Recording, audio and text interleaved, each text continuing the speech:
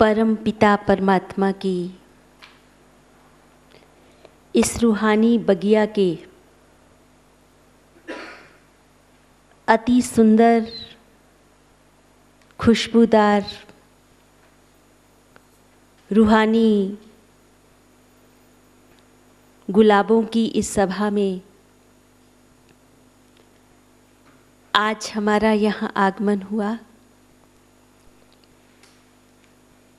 आप अवश्य ही उस परमात्मा की अति प्रिय, अति भाग्यशाली संतान हैं। आपका यहाँ आगमन ये दर्शाता है कि आपका प्रभु से अति सामीप्य भी है, श्रद्धा भी है, स्नेह और प्रेम भी है। ऐसी सुंदर फुलवाड़ी के अंदर आज का जो सुंदर विषय है, आध्यात्मिक ज्ञान का जीवन में महत्व। वैसे तो आप भली भांति जानते हैं, देख रहे हैं कि आज इस संसार में विज्ञान ने मानव को इतने प्रकार की सुख सुविधाएं दे दी हैं,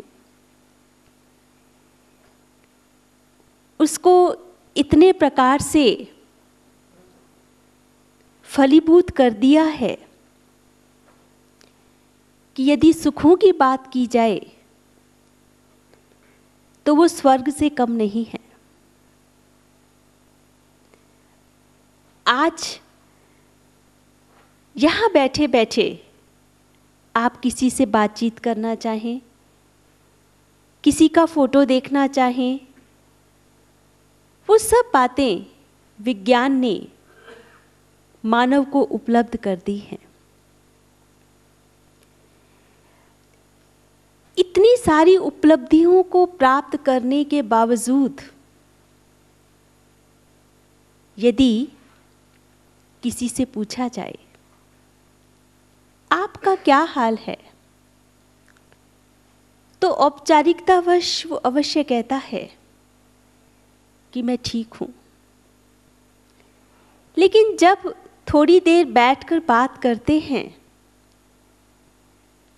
तो क्या अनुभव होता है, उसको यहाँ वर्णन करने की आवश्यकता नहीं है। हाल बेहाल है। आज रशिया में बैठे हुए जो कुछ बातें हो रही हैं, अमेरिका में जो कुछ हो रहा है या भारत के किसी कोने में क्या हो रहा है, उसको जानना संभव है। किंतु आज अपने ही परिवार के, अपने ही विशेष सदस्य के मन में क्या है, इसको जानना मुश्किल है। एक ही टेबल पर बैठकर अगर शांति से खाना समाप्त हो जाए तो ये अहो सौभाग्य वाला आज का दृष्टांत है। ऐसे समय पर अवश्य ही इस बात को पहचानने की आवश्यकता है, जानने की जरूरत है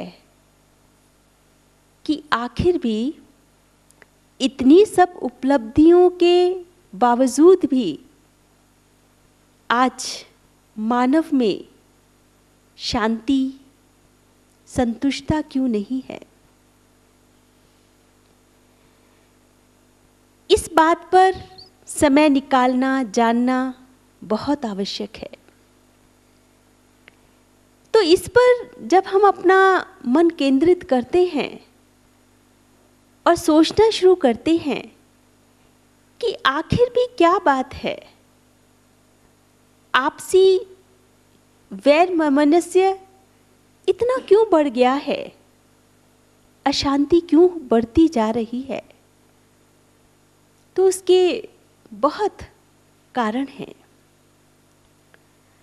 सर्वप्रथम आज मानव का जीवन जीने का जो तरीका है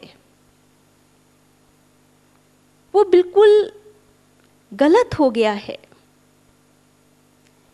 जैसा होना चाहिए उससे बिल्कुल विपरीत हो गया है। वो नेचर के अगेंस्ट अपना जीवन जी रहा है। आप देखिए,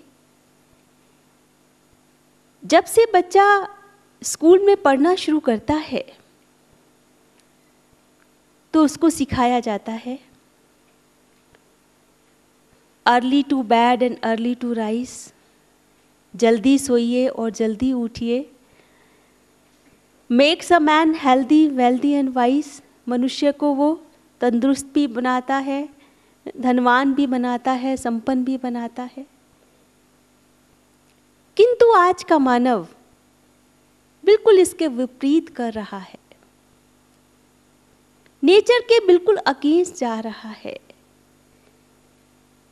जो प्रभात वेला उठने के लिए बनाई गई है उसमें वो स्पेशली सोने के लिए ही चाहता है।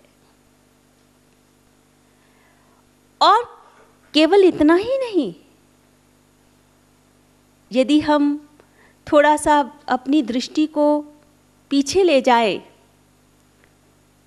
तो जब मानव उठते थे तो सबसे पहले उनका ध्यान अपने इष्ट की ओर, अपने भगवान की ओर जाया करता था। और उसके बाद अपने घर के जो भी बड़े बुजुर्ग होते थे उनके पांव छुआ करते थे। किंतु आज जैसे ही आंख खुलती है तो पहले पहले क्या चाहिए? पूछेंगे न्यूज़पेपर आ गया है, अखबार आ गई है, और उसके बाद टीवी ऑन हो जाता है। अखबार के पहले पन्ने से लेकर लास्ट पन्ने तक यदि उसको देखा जाए उसमें क्या है जिससे व्यक्ति का आरंभ होता है जीवन, पहले ही पल उसमें कौन सा मन को खुराक मिल रही है? नेगेटिव खुराक। यहाँ मर्डर हो गया, वहाँ उसको वो लूट कर ले गया, वो पार्टी जीत गई, वो हार गई, ऐसे अनेक प्रकार के मन को दुखी करने वाले समाचार आँख खुलते ही उस पढ़ना शुरू करता है, अंदर लेना शुरू करता है। अब ऐसी जब इनपुट हो गई अंदर तो उसका प्रभाव क्या होगा? जीवन शैली कैसी बनेगी?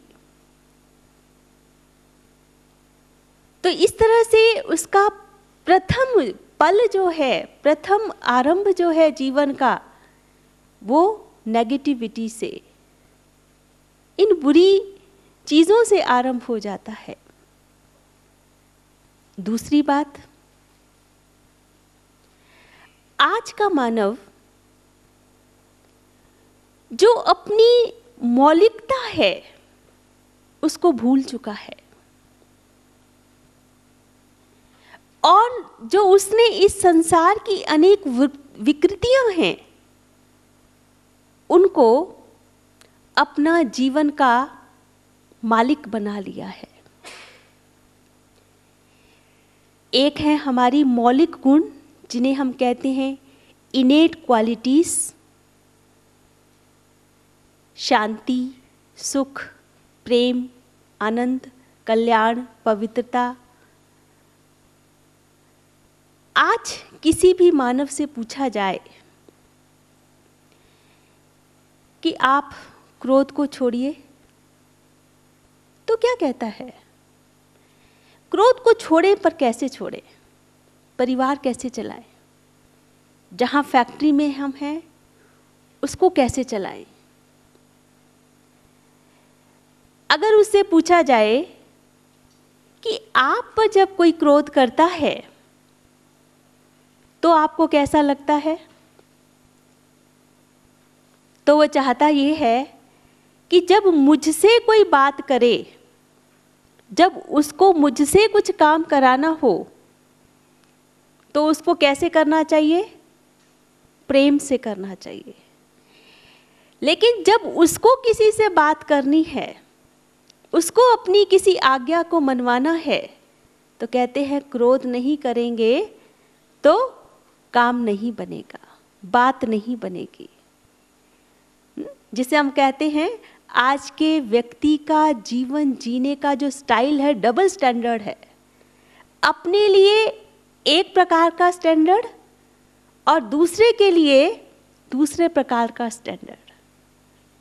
अपने लिए चाहता है मुझे हर बात प्रेम से सिखानी चाहिए।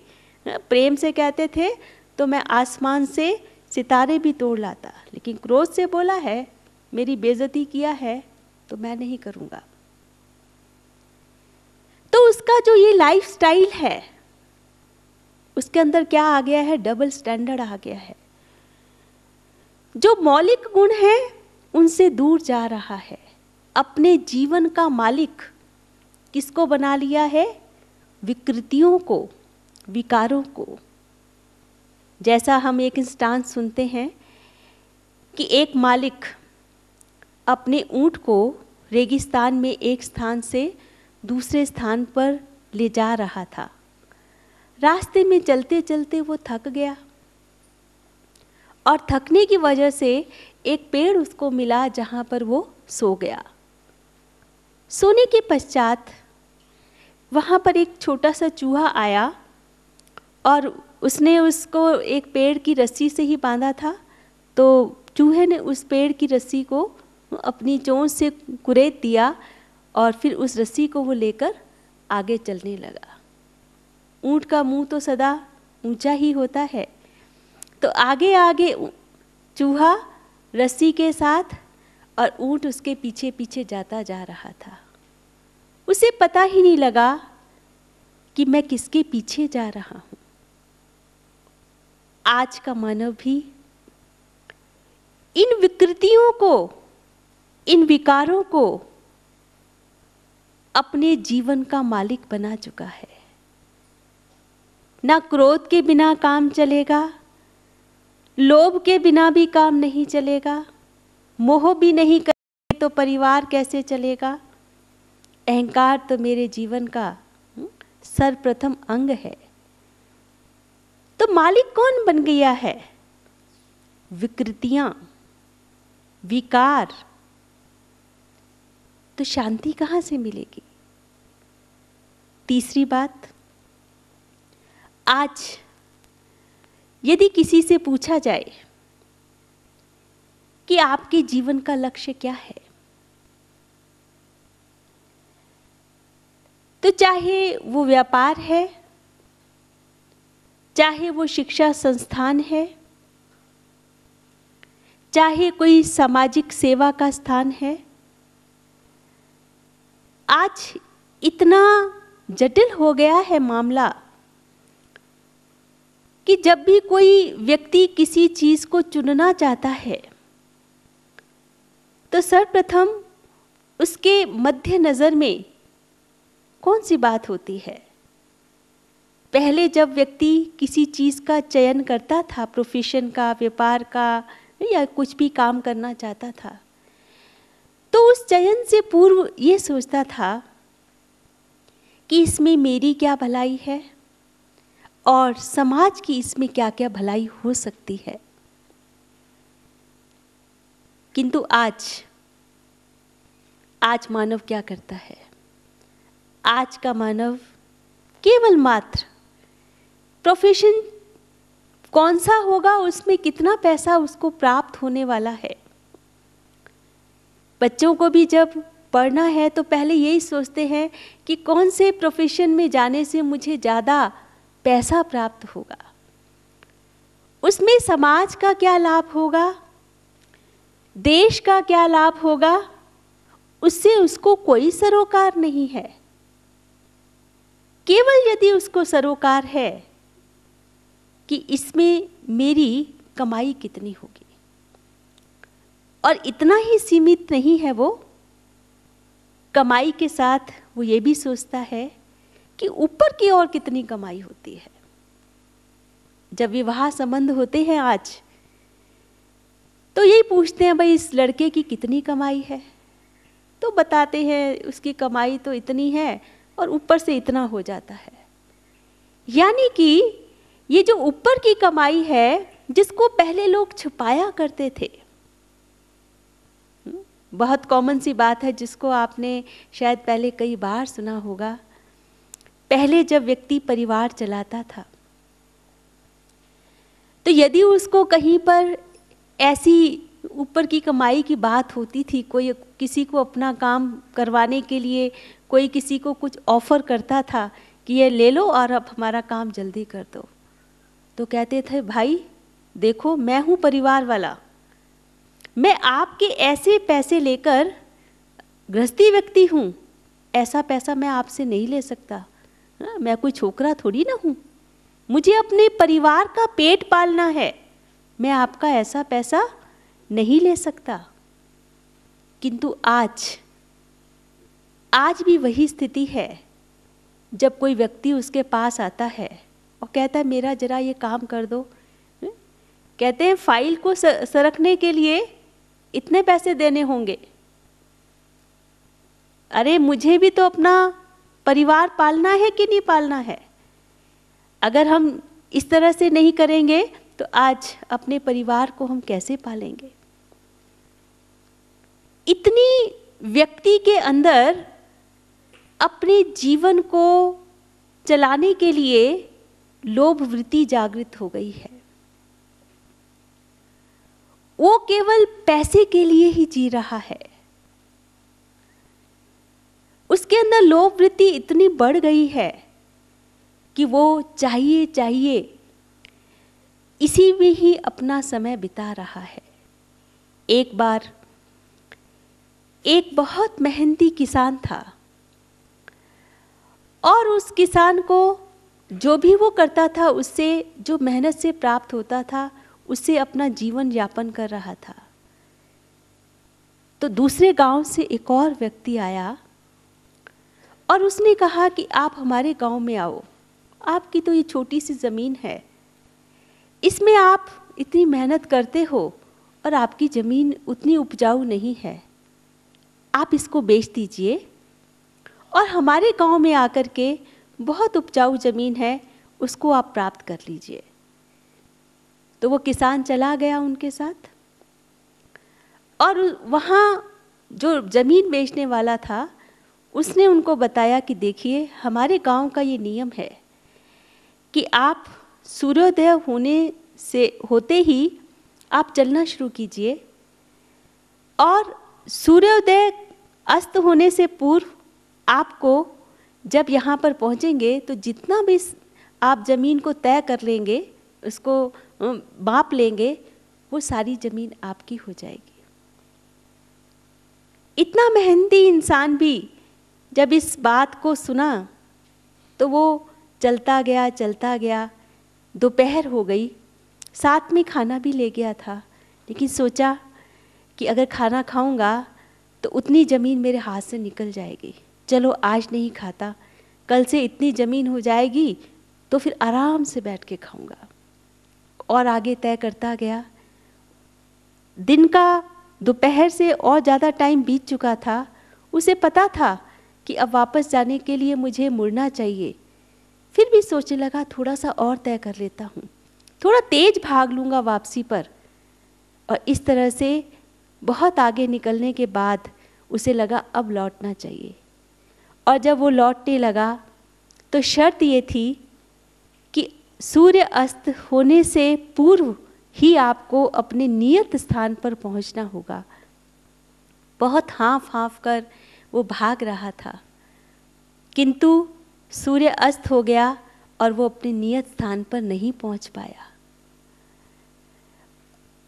और इतना हाँफ गया था, इतना वो थक गया था कि वहीं उसके जीवन का अंत हो गया।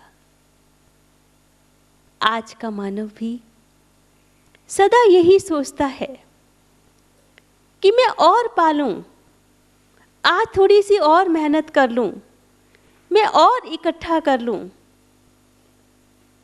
इतना इकट्ठा कर लूं, फिर आराम से बैठकर खाऊंगा।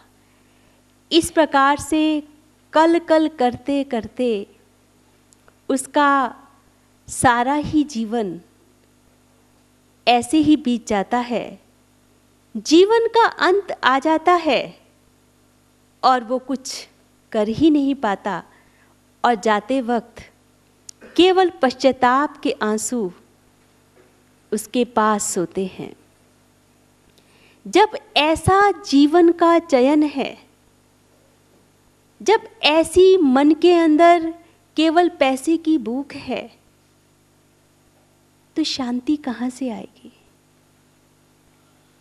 इसलिए ये टॉपिक रखा गया है आज का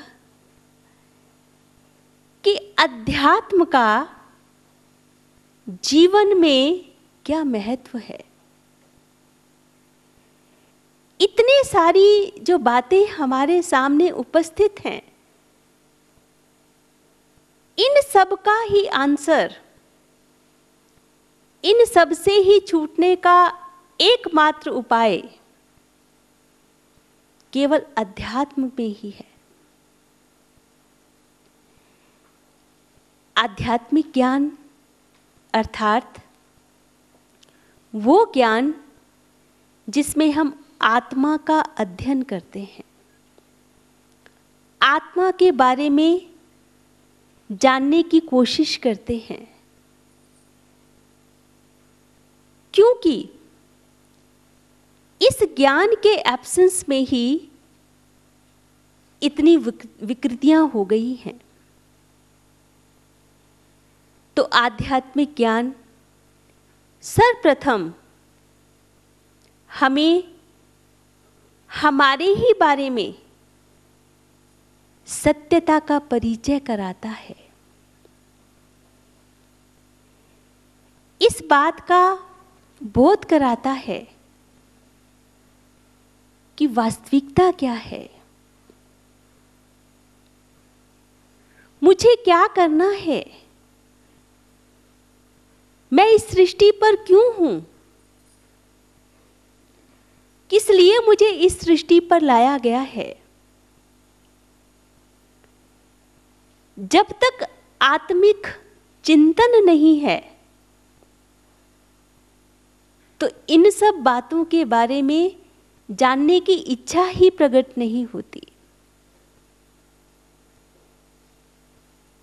जब ये प्रश्न मन में आता है कि मैं कौन हूं, मैं इस सृष्टि पर किस लिए हूं, तब उसके जीवन का श्रेष्ठ प्रारंभ होता है।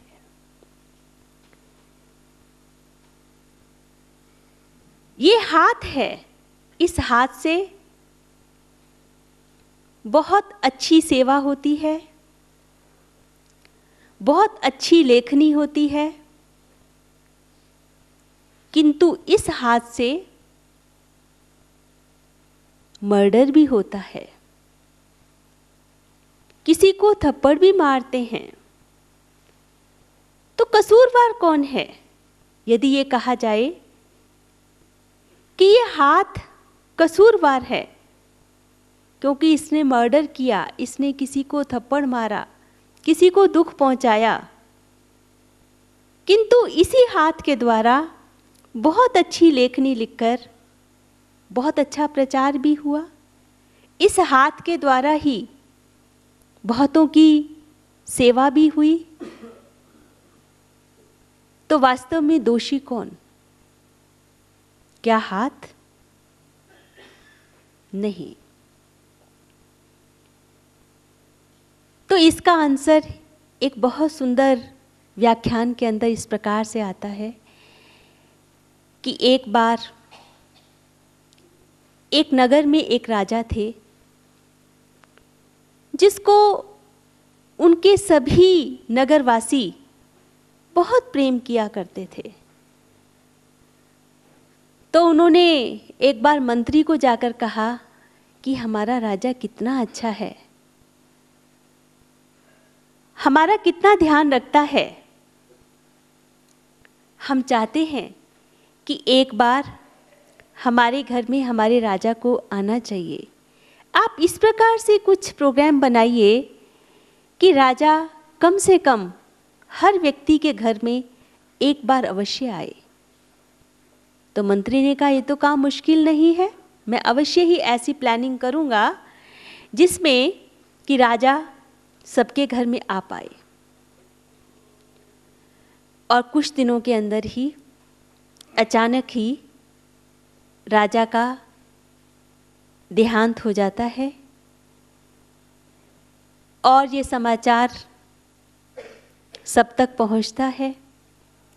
और मंत्री फिर ऐलान करता है कि आप सबने ये इच्छा प्रकट की थी कि हमें राजा का कुछ ऋण चुकाना है, वो हमारी बहुत भलाई सोचते हैं, करते हैं। अब जिस किसी को भी राजा को अपने घर ले जाना है तो वो अपना अपना नाम मुझे दे दें, जो पहले आएगा मैं उसके घर में ही राजा को ले जाऊंगा। तो कोई आया होगा राजा को लेने? नहीं लेने आया होगा। क्यों? क्योंकि वास्तव में उन सब का प्रेम उस देह के साथ नहीं था। देह को धारण करने वाली जो शक्ति है, जिसे रूह, आत्मा, लाइट कहा गया है, वो रूह ही इस शरीर को चलाती है। वो रूह ही इस शरीर का मालिक है। तो जिस वक्त, जिस समय ये एहसास बना रहता है कि मैं कौन हूं, इस शरीर को चलाने वाली एक अति सूक्ष्म ज्योति बिंदु आत्मा हूं। ये एहसास व्यक्ति के अंदर अनेक गुणों को पैदा करता है। वास्तव में ये जो अनुभूति है, ये जो एहसास है, इसके अंदर सब प्रकार के गुण समाये रहते हैं। जब मैं आत्मा हूं तो आप भी कौन होंगे? मुझे आप कौन नजर आएंगे? आप एक सेकंड के लिए इसी विचार को मन के अंदर केंद्रित कीजिए कि मैं इस शरीर के अंदर एक ज्योति बिंदु आत्मा हूं। मैं सत चित आनंद स्वरूप हूं। मैं शांत प्रेम स्वरूप हूं। तो जो भी व्यक्ति आपके आसपास है, आप कोई भी कार्य कर रहे हैं, उस वक्त आपकी विचारधारा और उसके बाद आपका कर्म, जो भी आप करने जा रहे हैं, कैसा होगा? आप अच्छी तरह से इसको अनुभव कर रहे होंगे कि ऐसे समय पर आप जब दूसरे को देखते हैं तो आत्मिक स्वरूप में देखते हैं, उससे बोलते हैं तो स्नेह और प्रेम से बोलते हैं। व्यवहार में आते हैं तो उसी स्नेह और सहयोग की दृष्टि से व्यवहार में आते हैं। आप देखिए आपके अंदर कितना परिवर्तन आ जाता है। केवल एक ही विचार, यही आध्यात्मिकता है। इस स्वरूप में स्थित होकर कर्म करने से मानव के अंदर सर्वप्रथम निर्माणता का गुण आता है, झुकने की प्रक्रिया आती है। उसके अंदर जो रिजिडनेस है, अखड़पन है, जिसकी वजह से ही अशांति है, वो समाप्त होने लगता है। वो अपने आप को जैसी परिस्थिति होती है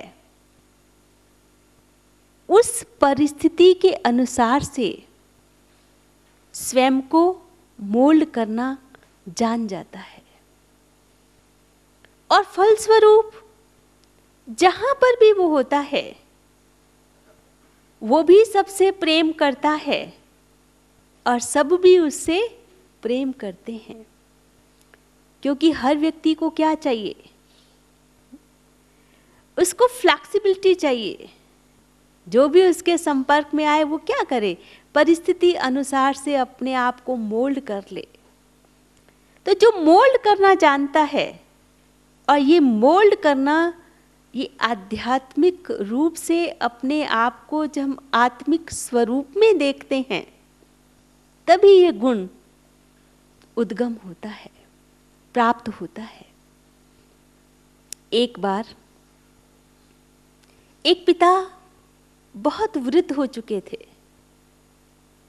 उनके 4 पुत्र थे। अब वो इस उलझन में थे कि मैं अपनी वसीयत का बंटवारा कैसे करूं। वो जानना चाहते थे कि मैं इसमें से किसको विशेष नियुक्त करके जाऊं जो इन सब चीज़ों को अच्छी तरह से संभाले और बाकी भाइयों को भी उसका अच्छी तरह से लाभ पहुंचा पाए। तो उन्होंने अपने 4 पुत्रों को बुलाया और कहा कि बेटे देखो मैं कितना वृद्ध हो गया हूं, देखते हो मैं कितना वृद्ध हूं। तो बच्चों ने कहा जी पिताजी आप बहुत वृद्ध हो चुके हैं। तो उनका देखो मेरे मुख में कोई दांत है? तो उन्होंने देखा, पिता ने मुंह खोल कर दिखाया। उसने कहा अच्छी तरह से देखो, है? तो उन्होंने कहा नहीं है। कहा अच्छा मेरे मुख में जीभ है? कहते हैं हाँ जीभ तो है। 4 ही पुत्रों ने जवाब दिया। तो उन्होंने पुनः पूछा कि आपको ये तो पता होगा कि जब बच्चा जन्म लेता है तो उसके मुख में पहले क्या आता है? तो जीभ आती है या दांत आते हैं? जीभ आती है। तो यही आंसर, यही उत्तर बच्चों ने भी दिया। तो पिता ने पुनः पूछा कि दांत आए तो बाद में थे और जीभ पहले आई थी, लेकिन दांत एक भी नहीं रहा। क्यों नहीं रहा ये दांत? मुझे तो ये समझ में नहीं आ रहा। आप 4 ही बुद्धिमान हैं, बताइए कि दांत पहले चले गए जो बाद में आए थे और जीभ अभी तक भी है। तो बच्चे सोचने लगे और उनमें से आप बताएंगे कि दांत फ्लेक्सिबल नहीं, राइट, क्योंकि दांत रिजिड हैं और जीवा फ्लेक्सिबल है। तो जो भी फ्लेक्सिबल होता है वो ज़्यादा काल तक चलता है, जो रिजिड होता है उसका समय काल कम होता है। तो जब व्यक्ति के अंदर ये आध्यात्मिकता आती है, इस आध्यात्मिकता की एब्सेंस में यदि व्यक्ति चाहे मैं फ्लेक्सिबल हो जाऊं, तो हमने देखा है कुछ व्यक्ति फ्लेक्सिबल होने का प्रयत्न भी करते हैं,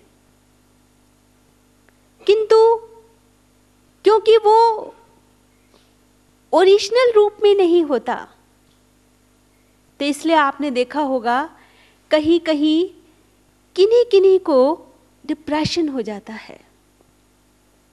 तो डिप्रेशन क्या है? जब व्यक्ति अपने आप को परिस्थितियों अनुसार से मोड़ना चाहता है किंतु उसके अंदर शक्ति नहीं होती, वो दबता रहता है बातों से, परिस्थितियों से, व्यक्तियों से, और वो उनके साथ अपने आप को एडजस्ट नहीं कर पाता, तो उसके मन में डिप्रेशन आ जाता है, विकृतियां आ जाती हैं। और जब वो उन परिस्थितियों को कई बार नहीं एडजस्ट कर पाता, तो उसके अंदर अनेक विकारों की उत्पत्ति होती है। इसलिए ये कहा गया है कि जीवन में आध्यात्मिकता आने से उसमें ये शक्ति पैदा हो जाती है। इसलिए उसको मन को मारना नहीं पड़ता, उसका मन स्वतः ही सुधरने लगता है। अगर मन को मारते रहते हैं, इसलिए विकारों की और अनेक प्रकार की बीमारियों की उत्पत्ति होती है। जब सही रूप से सही दिशा निर्देशन को लेकर के जब आध्यात्मिक जीवन हम बनाते हैं, तो अनेक परिस्थितियां आने पर भी मानव के मन में कोई प्रकार की विकृति या विकार नहीं आता। इसलिए आध्यात्मिकता बहुत जरूरी है। दूसरी बात, आज मानव की जो दूसरी प्रॉब्लम है, जो एक दूसरे के साथ टकरा रही है, वो है अहंकार, ईगो प्रॉब्लम। जो कुछ भी उसको प्राप्त है, जो संसार में उसको प्राप्त हुआ है आकर, उसको वो ये समझता है ये मेरा है। चाहे यदि उसका देह बलिष्ठ है, या उसके पास पैसा है, या बहुत सुंदर अच्छी बुद्धि है, या अच्छी जमीन जायदाद है, वो उसको अपना मानता है। और इसलिए यदि उसको कहा भी जाए तो कहता है ये झूठ नहीं है, ये तो सच्चाई है, क्योंकि ये मेरा है, ये पैसा मेरा है, ये रुपया मेरा है, ये बुद्धि मेरी है, ये मैं इतना बलिष्ठ हूँ, आप चाहें तो किसी के साथ मेरा मुकाबला कीजिए, ये सब मेरा है। तो इस मेरे को मेरा कहना झूठ नहीं है। किंतु जब वो इस प्रकार की मन के अंदर भावनाएं रखता है, और ये बात सच है, मान लीजिए किसी के पास बहुत अच्छी बुद्धि है, या उसका शरीर बहुत बलिष्ठ है, तो अगर हम उसको कहते हैं कि तुम इस देह अभिमान में मत आओ, तो वास्तव में देखा जाए तो हम उसको उसकी सच्चाई से दूर ले जा रहे हैं। लेकिन फिर भी हम उसको ये कहते हैं कि ये अहंकार मत करो। आध्यात्मिकता में, धर्म में ये सिखाया गया है, सब कुछ प्रभु के आगे अर्पण कर दो। क्यों कर दो? क्योंकि जब वो इस एहसास से उन सब जो उसको प्राप्त हुआ है उनको व्यवहार में लाता है, तो उस ईगो की वश, उस अहंकार के वश जब वो कर्म में आता है, तो उससे अनेक प्रकार के दुष्कर्म हो जाते हैं। जैसे मान लीजिए मैं बहुत बुद्धिमान हूँ, और ये सोचकर जब वो व्यवहार में आता है तो दूसरों को कम बुद्धिमान समझकर उसके बोल में विकृतियाँ आ जाती हैं, उसकी दृष्टि में दूसरे के प्रति हीन भावना आ जाती है। फलस्वरूप श्रेष्ठ कर्म के बदले दुष्कर्म हो जाते हैं। इसलिए कहा गया कि जो कुछ आपके पास है वो प्रभु अर्पण कर दो। क्या प्रभु को जरूरत है जो कुछ आपके पास है? क्या प्रभु को आपकी उस चीज द्वारा अपना काम चलाना है? ऐसा नहीं है। प्रभु तो दाता है, प्रभु के पास सब कुछ है, वो सबको देने वाला है। लेकिन फिर भी सभी संत जन ऐसा ही कहा करते हैं कि प्रभु को अर्पण कर दो। क्या भगवान ने उनको ये सिखाया है कि सबसे अर्पण करवा लो क्योंकि तुम मेरे प्रचारक हो? नहीं, खुदा को जरूरत नहीं है, ईश्वर को जरूरत नहीं है, मानव को ही विकृतियों से बचने के लिए, क्योंकि उसके अंदर इतनी शक्ति नहीं है कि उन सब को अपना मानकर भी वो नम्रता से चल सके। जब वो उसको ईश्वर का मानकर चलता है तब उसके अंदर से अहंकार नहीं होता, उसके अंदर सच्चाई जन्म लेती है कि अवश्य ही जो कुछ मुझको देह या पदार्थ या वैभव या बुद्धि जो कुछ भी प्राप्त हुई है वो देने वाला वो प्रभु है। तब वहां पर सच्चा स्वाभिमान पैदा होता है। इसलिए कहा गया है स्वाभिमान में रहो, देह अहंकार को छोड़ दो। आप सब जो सवेरे क्लास करते हैं उसमें रोज ये समझाया जाता है, बताया जाता है, ये एक अनुनय किया जाता है कि आप अपने आप को मास्टर ज्ञान स्वरूप समझो, मास्टर शांत स्वरूप समझो, मास्टर सुख स्वरूप समझो। तो ये क्या है? अपने गुणों का स्वाभिमान। ये अहंकार नहीं है, ये स्वाभिमान है। जब इस स्वाभिमान में रहकर कर्म करते हैं तो उन गुणों का असर व्यवहार में आता है। तो इसलिए आध्यात्मिकता ये सिखाती है, ये बताती है कि आप अपने आप को देहाभिमान से अलग स्वाभिमान में स्थित करो। आप आत्मा हो, अनेक गुणों का स्वरूप हो, अनेक शक्तियां आपके अंदर हैं। आप उस सच्चे परमात्मा की सच्ची संतान हो। आप बहुत उस परमात्मा के समीप हो। ऐसा मान करके आप कर्म करो तो उसी कर्म के अंदर जो अनेक प्रकार की अशांति, दुख का व्यवहार है वो समाप्त होने लगता है। और यही व्यक्ति को चाहिए ना। तीसरी बात,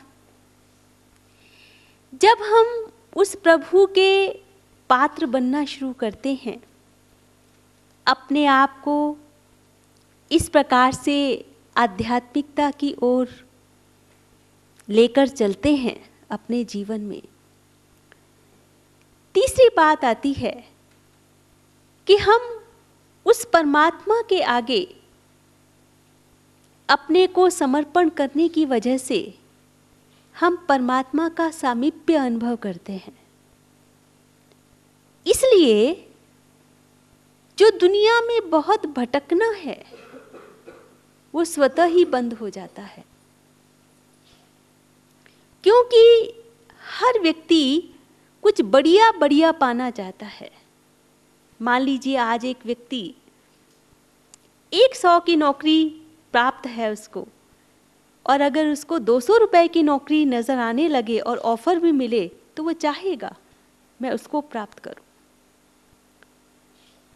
तो इस तरह से जो भी उसको बढ़िया नजर आता है संसार में, उसको वो प्राप्त करना चाहता है।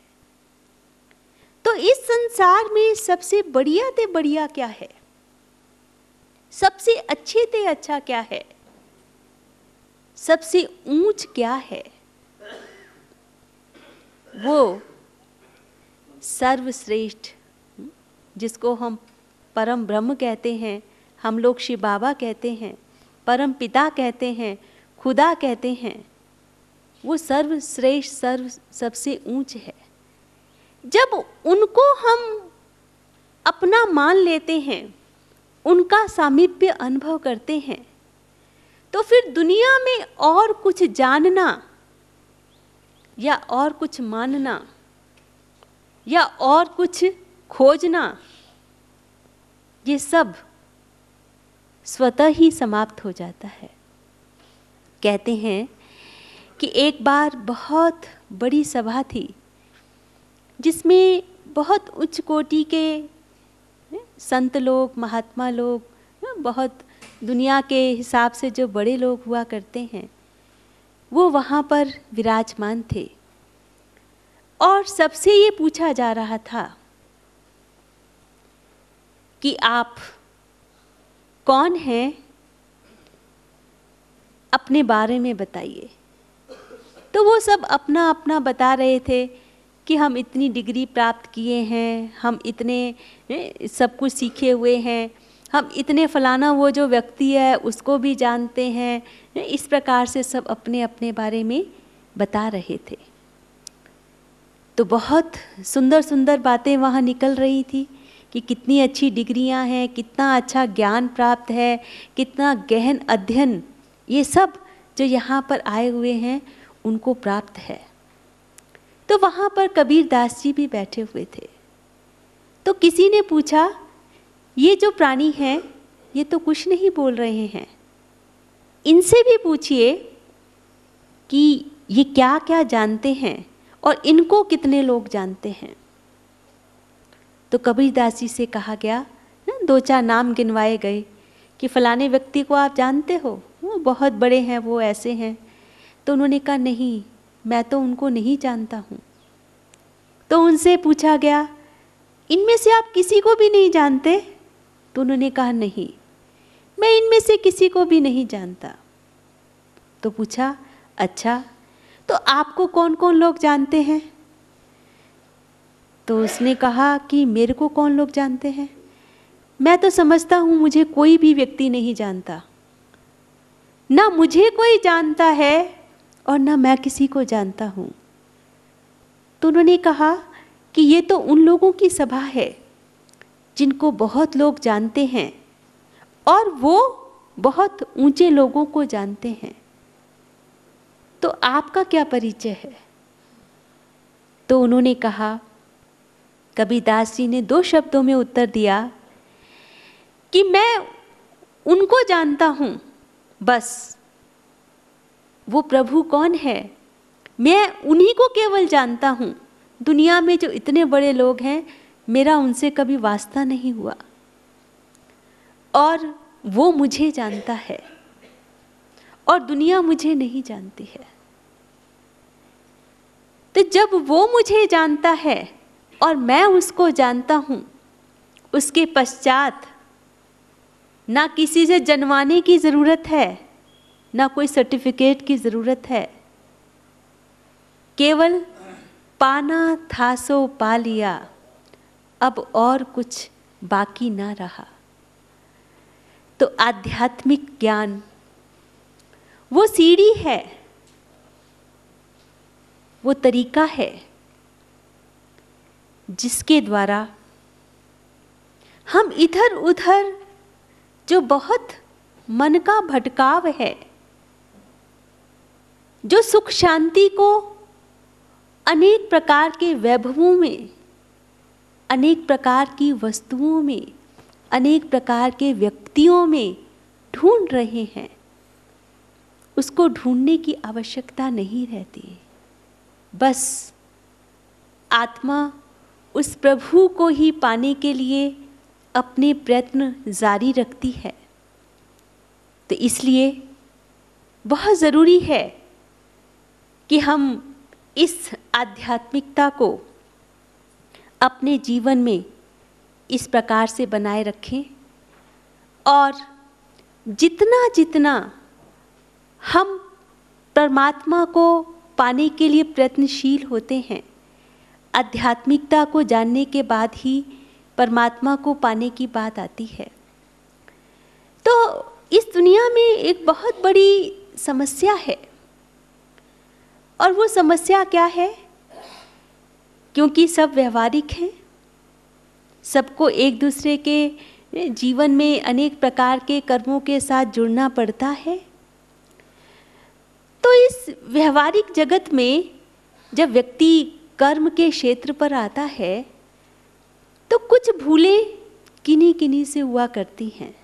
कभी उससे होती हैं, कभी जो उसके आसपास हैं उनसे होती हैं। जब वो ऐसे समय पर पहुंचता है तो जब वो आध्यात्मिक क्षेत्र से गुजर रहा है, उसने अध्यात्म को अपना जीवन बनाया हुआ है, लेकिन आसपास जब भूलें होती रहती हैं तो वो उनको क्षमा कर दे, ये बहुत आवश्यक है। यदि क्षमा का गुण, आप देखिए सबको ये कहा था अच्छा चलो जिसने कर दिया गलती आप उसको छोड़ दो, आप उसको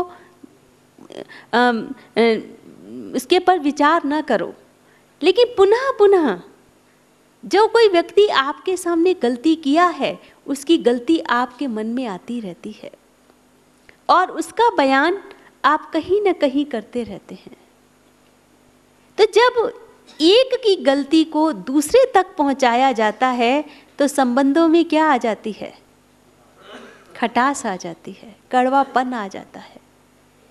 और जब वो आध्यात्मिक क्षेत्र पर चल रहा है तो भी उसके अंदर क्या आ जाता है? फिर वही कड़वेपन की भासना आने लगती है। लेकिन जब व्यक्ति अपने आप को इस सच्ची स्वरूप में देखना शुरू करता है तो उसको ये सदा स्मृति में रहता है, याद रहता है कि सृष्टि क्या है? एक कर्म क्षेत्र है और इस कर्म क्षेत्र पर मानव की जो कर्म करने की शक्तियां हैं, जिस समय से आज वो गुजर रहा है वो सीमित शक्तियां बन चुकी हैं। जब वो इस सृष्टि पर आया था तब उसके अंदर बहुत प्रकार की शक्तियां थी। जैसे इधर आपने कुछ ज्ञान चर्चा जो सुनी होगी तो उसके आधार पर पता लगता है कि पहले सतयुग था, फिर त्रेता आया, फिर द्वापर युग आया और आज कौन सा युग है? कलयुग है। और कलयुग का भी कौन सा समय है? अंत का समय है। ऐसे समय पर आत्मा की जो शक्तियां हैं वो उसकी कुछ सीमाएं बन गई हैं। जो आत्मा एकदम शक्तिशाली थी इस वक्त कमज़ोर हो गई है। तो एक कमज़ोर से आप क्या उम्मीद करते हैं? क्या उम्मीद करना चाहिए? क्या आप कर रहे हैं और आपको क्या करना चाहिए? अगर कोई व्यक्ति बहुत निर्बल है और आप उनसे उम्मीद करें कि वो बहुत सारा बोझ उठा पाए तो ये गलती किसकी है? आपकी है। इसी प्रकार से जो व्यक्ति आपके आसपास कोई गलती कर रहा है, उससे कोई भूल हो गई है, तो आपका क्या फर्ज बनता है? आप उसको क्षमा कर दें। जब आप उसको मन से क्षमा कर देते हैं तब आरंभ होता है शुभ भावना, शुभ कामना। यदि आपने आसपास हो रही भूलों को, आसपास हो रही गलतियों को क्षमा नहीं किया है तो आध्यात्मिक आप बन नहीं सकते, शांति आएगी नहीं, सच्चा प्रेम, सच्चा सुख, सच्चा आनंद अनुभव नहीं होगा। और ये केवल मात्र अपने आप को इस सच्चे स्वरूप में स्थित करने पर ही हो सकता है। हम जब स्कूलों में पढ़ा करते थे तो ऐसी बहुत सारी कहानियां हमें बताई जाती थी कि कोई भी व्यक्ति को क्षमा कर देना ये बहुत बड़ा पुण्य होता है। लेकिन ये क्षमा हम कैसे करें ये नहीं बताया गया। तो जब हम ये सोचना शुरू करते हैं कि सभी आत्माएं अपना अपना पार्ट बजा रही हैं, जब अपने आप को आत्मा समझेंगे दूसरे भी आपको इसी स्वरूप में नजर आएंगे और वो भी अपना अपना पार्ट अपने हिसाब से, आपके हिसाब से तो गलत कर रहे हैं लेकिन वो अपने हिसाब से अच्छा कर रहे हैं। इसलिए उनकी गलती को हम अच्छी तरह से मन से क्षमा कर दें। तब ही आप, यदि आप उनको सुधारना भी चाहते हैं, उनकी भूलों को ठीक भी करना चाहते हैं, तो आप ठीक कर पाएंगे। यदि आपने उनको क्षमा नहीं किया और यदि आप उनको ठीक करना चाहते हैं, तो ठीक नहीं कर पाएंगे। व्यक्ति यही तो चाहता है ना, जो भी मेरे आसपास है वो गलती ना करे, वो ठीक हो जाए। तो ठीक कैसे कर पाएंगे? और जब वो ठीक नहीं होता तो जो दूसरा व्यक्ति है उसके मन में अशांति होती है, दुख होता है, आपसी संबंध बिगड़ जाते हैं और बहुत बहुत बातें उसके आप अनुभवी हैं। तो जब मन के अंदर इस प्रकार से क्षमा का गुण जागृत होता है, और वो तभी होगा जब आप उसको इसी नजरिए से देखेंगे कि ये आत्मा अपना पार्ट अपने हिसाब से बजा रही थी, इसके अंदर इस कर्म करने की शक्ति नहीं थी। और गहराई में जब जाएंगे तो और पता लगेगा कि कर्मों का हिसाब किताब बहुत गुह्य है। आज हम यहाँ पर हैं, हमने भी पहले कुछ ऐसे कर्म किए थे, उसके बदले में हमारे साथ ऐसा व्यवहार हुआ है। इसने ये अगर भूल की, हमसे ठीक से बात नहीं की, इसने हमारी बेइज्जती कर दी, इसने हमको जैसा आदर देना चाहिए था वैसा नहीं दिया। ये भी कर्मों का, अनेक कर्मों का हिसाब किताब है। तो आप एकदम उसको क्या कर देंगे? क्षमा कर देंगे। और अपने आप को भी ऐसा महसूस करेंगे कि मैंने शायद कभी ऐसी गलती किया था, उसके बदले में मेरे से ये गलती हुआ है, तो मैं क्या हो गया? उऋण हो गया। मेरे पर उधार था एक, और मैं क्या हो गया? उऋण हो गया हूँ। आज मेरे पर कोई बोझा नहीं है। और उसके पश्चात जब आपकी उसके प्रति शुभ भावना और कामना पैदा होती है, तो आप उसको उसकी गलती से छुड़ा सकते हैं। तो इस प्रकार का जो एहसास है, ये केवल आध्यात्मिक चिंतन से ही प्राप्त होता है। आध्यात्मिक चिंतन हमारे जीवन के लिए कितना आवश्यक है। इस संसार में एक बहुत सुंदर स्लोगन इस संस्था द्वारा दिया जा रहा है कि ना दुख दो ना दुख लो, सुख दो और सुख लो। मुझे याद आ रहा है, प्रथम दिन जब जानकी दादी जी यहाँ पर आए थे, तो दादी जी ने एक बहुत सुंदर शब्द का उच्चारण शुरू से ही किया था कि आशीर्वाद मांगने से नहीं मिलता, आशीर्वाद प्राप्त किया जाता है। तो प्राप्त की विधि क्या है, उसको हम थोड़ा सा विचार कर लें कि जब व्यक्ति चाहता है मुझको आशीर्वाद मिले,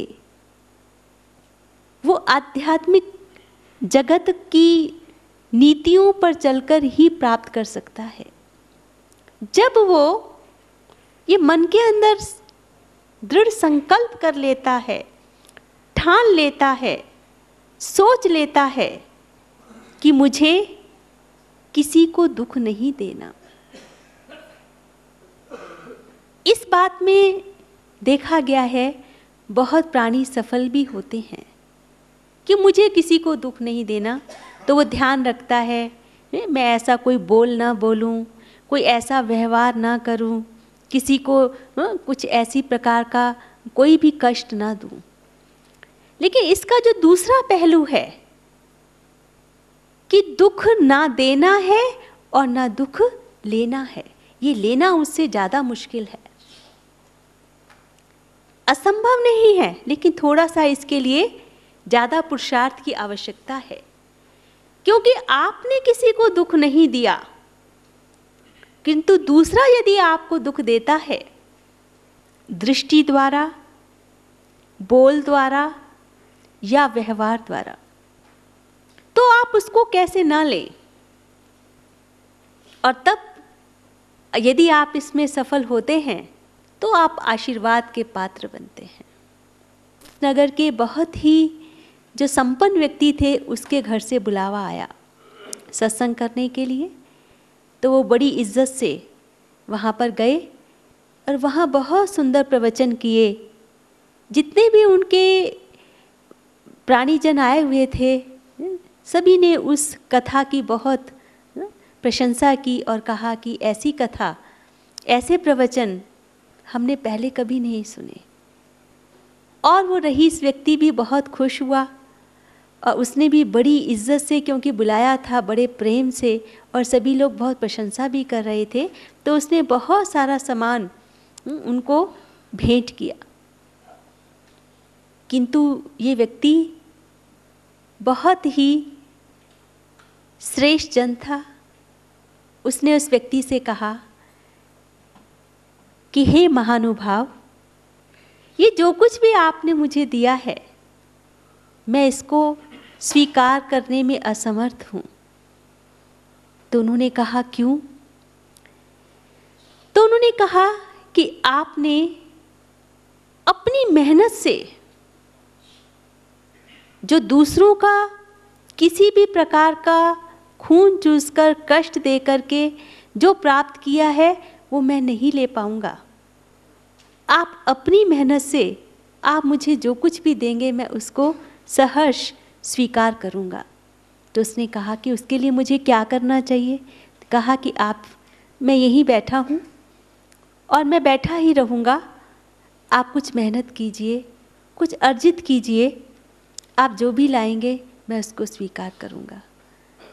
तो वो बाहर जाता है, सोचता है मैं क्या काम करूँ। अभी पंडित जी तो कहते हैं कि ऐसा ही कुछ लाइए, कुछ मेहनत का, अब इतनी जल्दी कोई काम धंधा तो स्टार्ट हो नहीं सकता। तो वो थोड़ी सी मजदूरी करता है और मजदूरी करने के पश्चात उसको 2 रुपये प्राप्त होते हैं, 2 का सिक्का। और वो 2 के सिक्के को लेकर के आता है और उस महात्मा को बहुत इज्जत से कहता है कि मैं इतना ही प्राप्त कर पाया हूँ, आपने मेरा तो कुछ स्वीकार नहीं किया, ये मेरी मेहनत का है, ये मैंने स्वयं मेहनत किया है, इसके लिए मैंने और कुछ नहीं किया, इसमें मेरा ही परिश्रम है। तो उसको बड़े इज्जत से स्वीकार करके और घर ले जाते हैं। जो पत्नी होती है वो इंतज़ार कर रही होती है कि आज कुछ ज़्यादा इस घर में प्राप्त होने वाला है। तो दूर से ही देखती है तो कुछ भी खास नज़र नहीं आ रहा। तो वो पूछती है कि क्या हुआ, आज आप वहाँ गए थे, क्या उन्होंने आपको कुछ भी भेंट नहीं दिया? कहा कि हाँ दिया।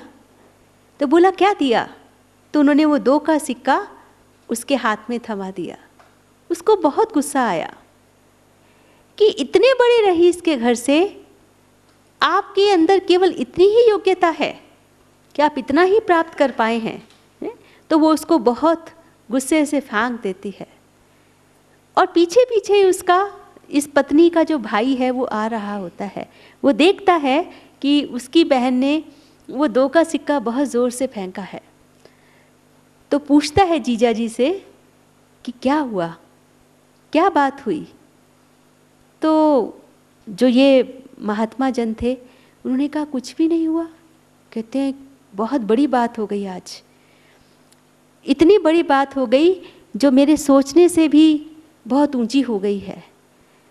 तो भाई तो जानता है कि मेरी बहन बहुत गुस्सा की है, दूर से देख रहा था और इसने कहा कि देखो मैं तो उस रईस के घर से ये 2 रुपये ले आया और मेरी पत्नी तो मेरे से भी आगे चली गई है और वो ये कहती है कि आप उस घर से 2 रुपये भी क्यों लाए, ये भी लाने की आवश्यकता नहीं थी।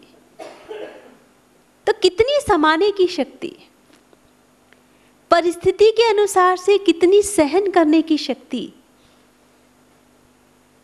उसको प्राप्त हुई थी। तो आध्यात्मिकता व्यक्ति के अंदर क्या पैदा करती है?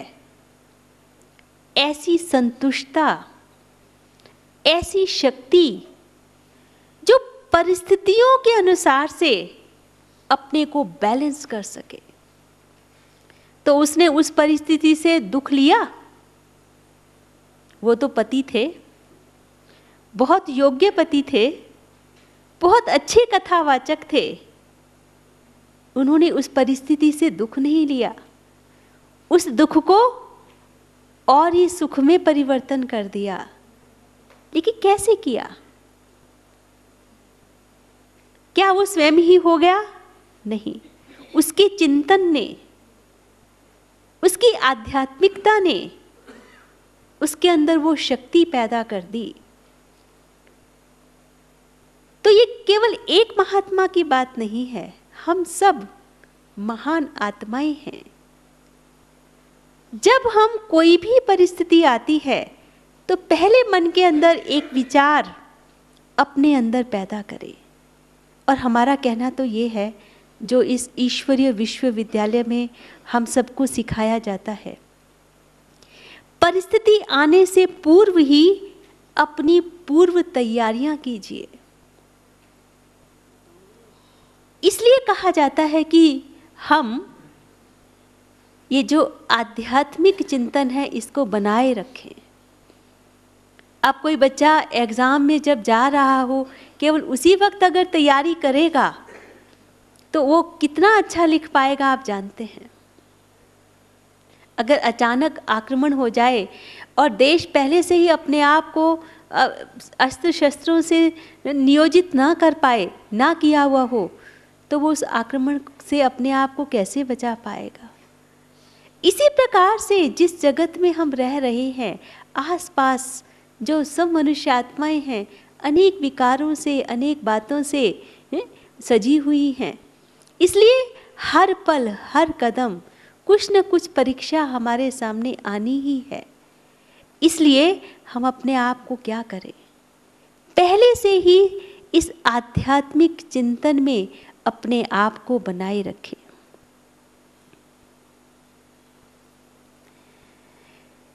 ठीक है ना? तो जब हम आध्यात्मिक चिंतन में अपने आप को बनाए रखेंगे तो क्या होगा, हम ऐसा रिएक्शन करेंगे जो सुखदायी होगा। उस परिस्थिति का दुख हम नहीं लेंगे और इसीलिए हम आशीर्वाद के पात्र बन जाएंगे। परमात्मा के सर्वस्नेही बच्चे हम हैं ही, और वो योग्य बच्चे हम सिद्ध भी हो पाएंगे, क्योंकि परमात्मा आशीर्वाद तो सभी को देते हैं, लेकिन वो प्राप्त उसको ही होता है जो इस तरह से अपने आप को आध्यात्मिक क्षेत्र में बढ़ाता हुआ चलता है।